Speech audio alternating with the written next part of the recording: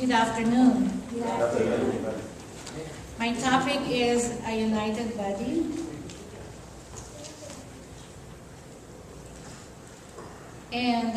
But before I proceed, because I'm just going to tell you a story, can you give Jesus your sweetest smile and then sit back and relax? Don't nap while I'm talking. Please. Okay. This is just a made-up story. Don't panic. Okay. One day, the different parts of the body were talking to each other, trying to beat one another, while the brain was just monitoring and managing everybody's work and internalizing what's going on. And also, the heart was pumping and patiently doing what she's supposed to do and praying once in a while. She did her part patiently and smilingly, and all the internal organs did the same. So here are the only parts that kept on talking and working off and on, talk and walk, work, talk and work. The face said, I know I'm pretty. I'm the most important part of us all because I'm always in the front line. And men adore me too. Then the eye said, are you crazy?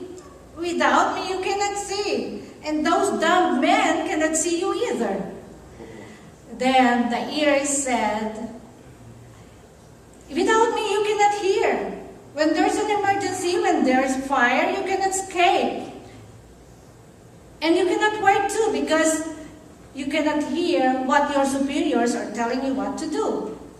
And then the nose said, hey, without me you cannot breathe. And if you don't breathe, you will die. And then the hands said, I'm not looking at you, Kenny. Wait a minute, you guys. If I'm not the most important, I'm equally important as you all are. Because without me, you cannot work. You cannot do anything to make you live a normal life. You cannot cook. You cannot write.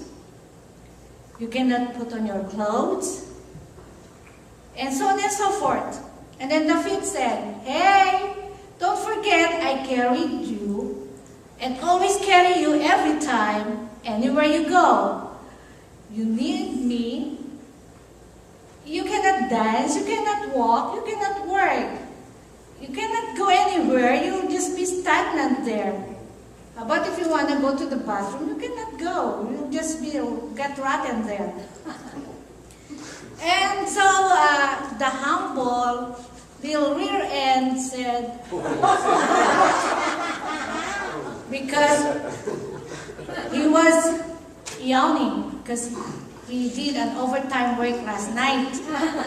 The stomach had a disorder and they all requested him to support them in the intestines and the colon, and then he supported them because he's always available and accessible like Otto.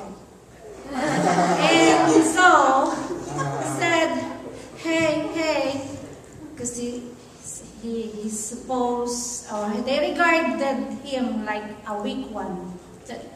May I say something? And the face said, you good for nothing. We don't need you here. You cover your face. The eye said, you're disgusting. I don't even look at you. And then the nose said, oh, you stink. No wonder why you're always hiding. Then all together they said, you shut up. And then the poor ear end shut up. And he relaxed. Then the activities or their functions, these guys talking, continued off and on working, then talking, while the brain and all the internal organs were doing their work diligently. One day passed, another day, they're feeling tired and weak. They don't know why. And on the third day, they're all sick and nauseous.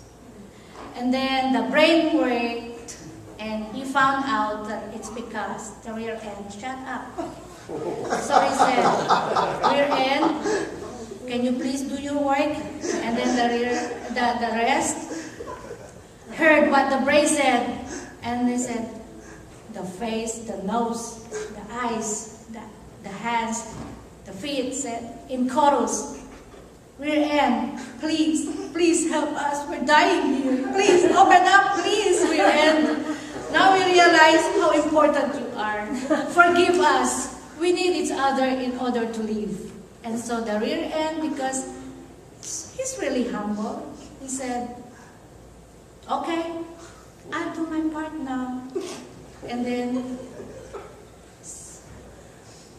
there's a big rush of refuse and trash came out, and everybody was relieved. And so they're all happy, and they live normally. But the activity, or their activities went on and on.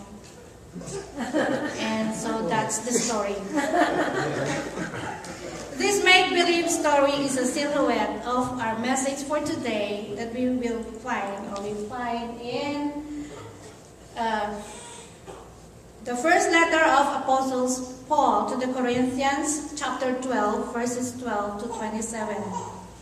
Verse 12 says, for as the body is one and has many members, but all the members of that one body, being many, are one body, so also is Christ. We go to verse 24. But our presentable parts have no need.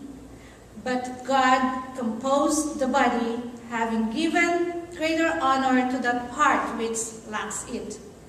And continue to verse 25. That there should be no division in the body, but that the members should have the same care for one another. And if one member suffers, all the members suffer with it. Or if one member is honored, all the members rejoice with it. We exalt Christ in the ministry, in our family at home, in our workplace, in the church, in the community, everywhere, anywhere, and in everything we do. If we offer what we do to Him, and we do things in His honor and glory, and not for our own praises and self-righteousness. The spiritually strong members of the church take care of the more sensitive and weak ones. We have different roles to perform for the success of our undertakings, according to the skills and talents God endowed us. We don't have to compare and complete, but rather to complete each other. We communicate, we commit, and we cooperate with each other out of love, because Christ commanded us to love one another. And where there is love, there is Christ.